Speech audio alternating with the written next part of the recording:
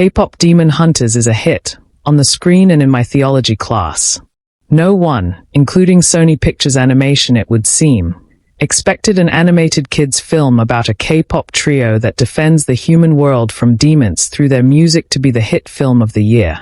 But after its Netflix release in June of this year, K-pop Demon Hunters quickly became the most watched film of all time on Netflix, with over 300 million views, and even achieved box office success with a limited theatrical release sing-along version.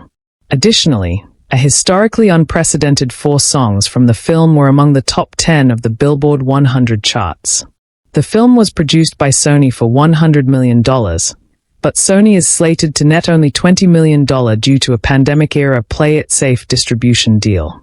Now Netflix owns what Fortune magazine said could become a multi-billion-dollar franchise. What sounds like a quirky, unusual plot for a kids' movie has resonated with viewers of all ages around the world. It also happens to be great content for teaching theology. As a Catholic singer-songwriter, artist, and high school theology teacher, I am an absolute stan, as the kids say, of this film. The animation quality is stunning.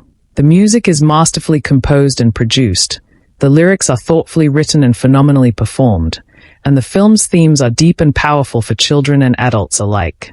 Even though the film has no explicit religious affiliation, I found its story and message to be distinctly appropriate for my theology courses. The plot follows the K-pop trio Huntrix, who are chart-topping stars that also secretly protect the human world from demons. Huntrix reinforces the shield, or Hun-moon, between the human world and the demon world by uplifting the hearts and souls of listeners with their music. Huntrix hopes to seal the Hun-moon for good, but things begin to go awry when a group of demons find a way to enter the human world and take on the form of a 5-person boy band, known as the Saja Boys. Their plan is to steal Huntrix's fans and thereby weaken and destroy the Hun-moon. With their saccharine earworm soda pop, the Saja Boys go viral and create significant competition for Huntrix. However, this divide between the demons and humans gets blurred when we learn that the lead singer of the Saja Boys, Jainu, is a former human who had betrayed his family.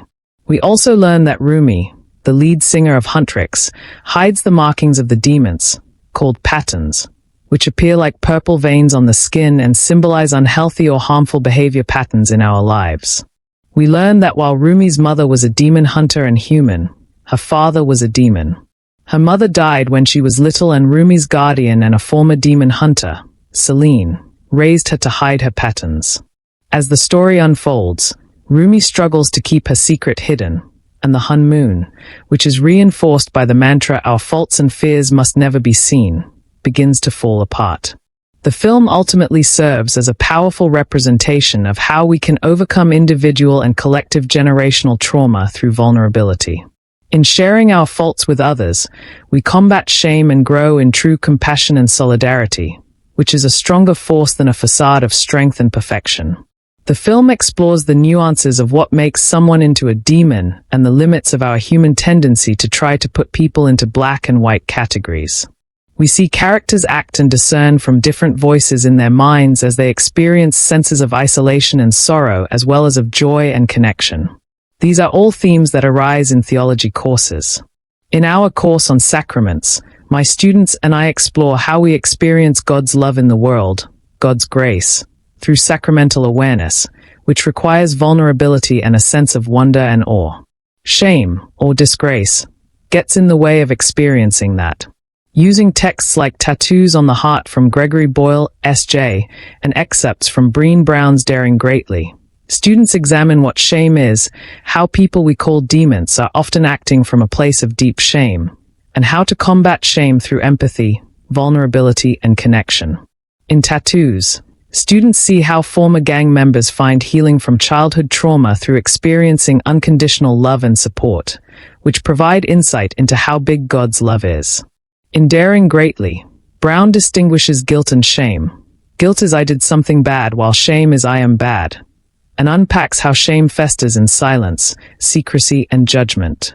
In K-pop Demon Hunters, Rumi ultimately acknowledges her faults, accepts the parts of herself she cannot change, and breaks the silence, which in turn inspires others to do the same. In this, students can see a representation of a communal experience of grace.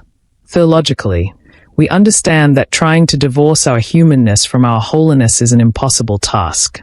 We are, as Pope Francis put it, drawing on the Ignatian spirituality of his Jesuit roots, beloved sinners. Our task is not to hide our imperfections, but to invite God into all parts of ourselves, our patterns and our shame included. We understand that God's love is unconditional, that every sacrament, big S and little s, is God saying, "You are my beloved child in whom I am well pleased." When we forget our identity as beloved, we veer back into our behavior patterns, just as the visible patterns appear on the demons in K-pop Demon Hunters. God doesn't withhold love when we sin or fall short of our true selves, but gently waits with open arms for us to return to God's embrace. In some ways, the Hun moon, which derives from the Korean for Seoul Dora Gate, serves to represent concepts of God, including those which create a barrier to deeper relationship with God.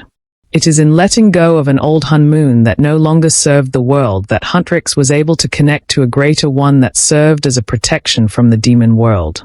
Similarly, if students have a concept of God rooted in ideas of hiding their faults and fears, I encourage them to let go of those ideas and embrace a much bigger concept of God. The film's song Your Idol perfectly encapsulates what it means to put anything less than God in God's place, and how idols point to themselves, as opposed to icons, which point beyond themselves. When our concepts of God become idols rather than icons, then we close ourselves off to the possibility of experiencing God's transcendence. In our Paschal Mystery course, I have found that this film can also serve as a representation of the life, death, resurrection, and ascension of Christ.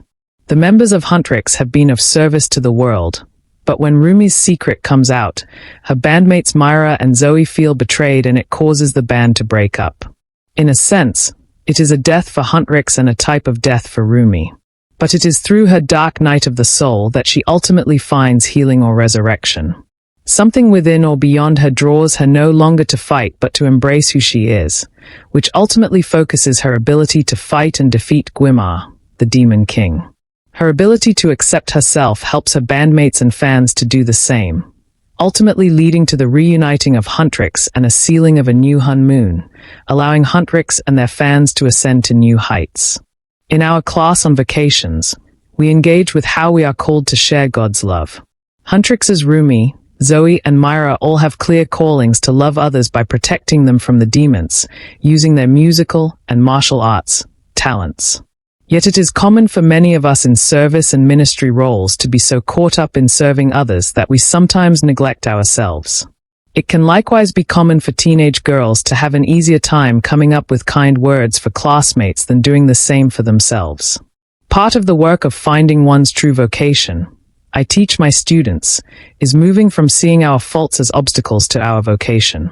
Rather, we are invited to let God work in us through them, just as Rumi accepting her patterns in K-pop opens a path to connection and healing for those around her. In that class on vacations, students are also given an introduction to St. Ignatius Loyola's rules for the discernment of spirits, learning to recognize and differentiate between the whispers of the Holy Spirit and forceful urgency of the false spirit. K-pop Demon Hunters has a number of scenes useful for depicting both easy and hard moments of consolation and desolation to help better illustrate these Ignatian principles. For example, we see Gwimar, the Demon King, whispering half-truths to characters about their flaws and shame in their own voices, causing them to isolate and turn inward in hard desolation.